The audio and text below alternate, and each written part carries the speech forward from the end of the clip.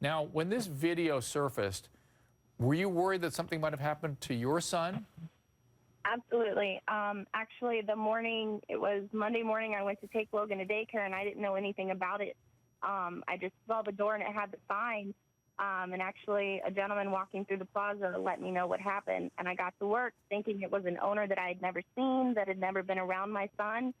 I found other arrangements for Logan and ended up getting to work and seeing the mugshot and seeing exactly who it was, that it was Kim, this woman that I had trusted for the last year of my son's life to watch my son and care for him while I've been away at work.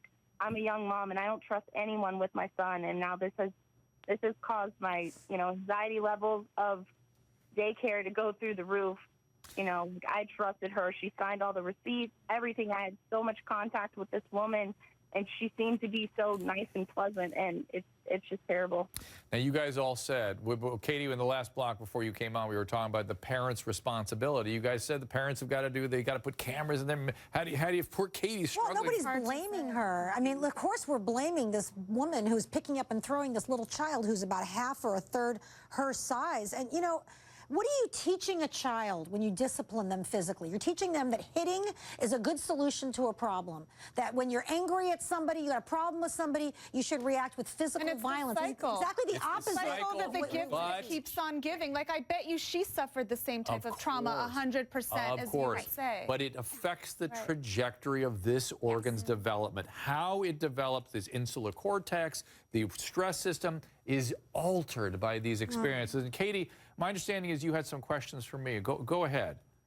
Well, I'm just wondering, should I be concerned about, even if Logan wasn't actually abused? I have my suspicions or whatever, but what has should I be worried about what he's seen? Is this going to affect him? You should be concerned about what he's seen, but kids are pretty resilient, provided that there hasn't been something shattering that happened to him. Let's bet that he wasn't the object of this. Certainly ask around. If he was, you might at some point want to get a professional assessment. But just seeing it and being around somebody that's dangerous, it raises kids' anxiety level. Reparation, repairing, giving that child a safe environment can just work wonders, and they can get better very fast. Erin, you agree? Yep, I was going to say corrective experience, Katie. So as a mom, I feel for you completely, and I would say if you have concerns about it, I would create containment and safe space for your child, and that's what will create a corrective experience for him about adults, and teaching him about safe people, safe places. All parents, all adults, teach your children, safe people, safe places. What does that look like?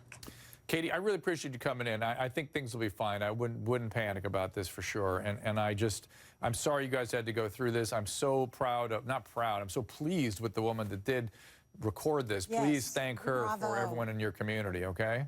Oh, yes, of course. She was actually my son's favorite teacher, and I'm going to work with authorities to actually get in contact with her. Also a good sign for your son and for your relationship with him that he picks good people to be attracted to. That's a good sign.